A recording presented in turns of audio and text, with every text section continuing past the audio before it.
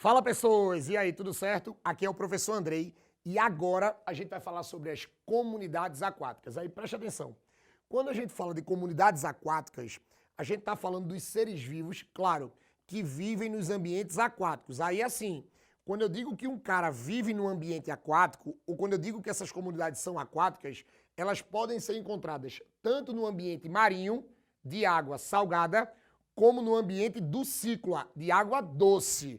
Tá? Então, assim, o tema não é comunidades marinhas, é comunidades aquáticas, tá? Vai servir tanto para o ambiente de água salgada, como para o ambiente de água doce. Aí o que é que acontece?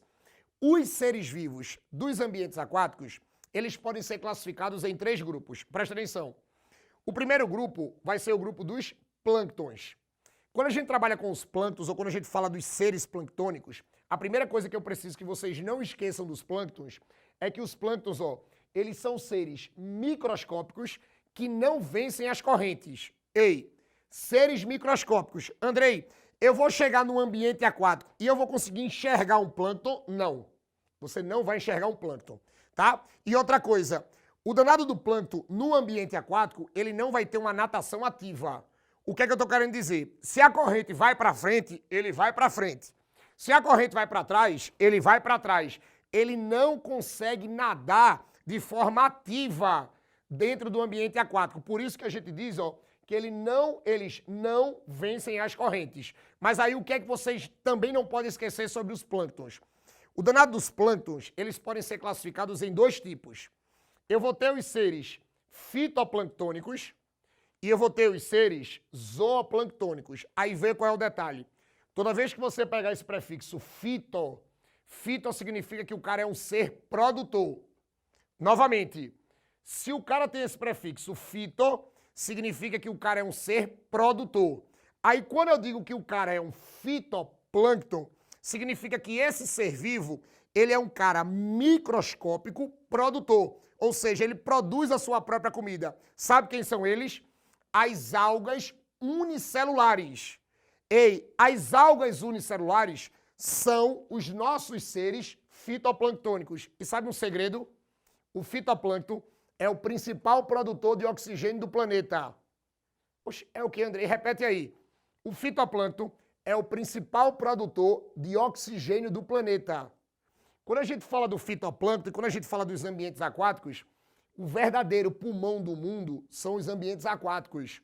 São os ambientes que a gente encontra fitoplâncton. Porque o oxigênio que a gente respira, a principal fonte desse oxigênio, tá aqui, são os fitoplânctons. Não esqueçam disso não, tá? Aí assim, se não for fitoplâncton, você vai ter o zooplâncton. Aí você pode dizer zooplâncton? Prefixo zoo significa ser consumidor. Então, um ser zooplânctônico são os animaizinhos microscópicos. Todos esses animais microscópicos que não vencem as correntes, a gente vai classificar como seres zooplânctônicos. Tranquilo? Então, esse é o primeiro grupo. O segundo grupo, presta atenção, é o grupo dos bentos.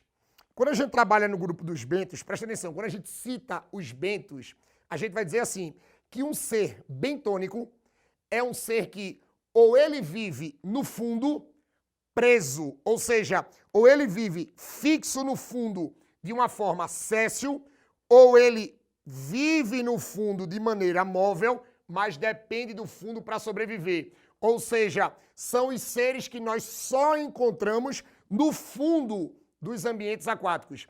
Todo ser vivo que viva fixo no fundo ou more no fundo porque depende dele para sobreviver, você vai dizer no ambiente aquático que esse cara é um ser bentônico. Mas aí o que é que acontece? Andrei, a gente também vai ter uma classificação dos seres bentônicos? Vai, olha para cá. O bento você vai ter o que nós chamamos de fitobentos e a gente vai ter o que nós chamamos de zoobentos. Andrei, o que é o fitobento? Olha para cá.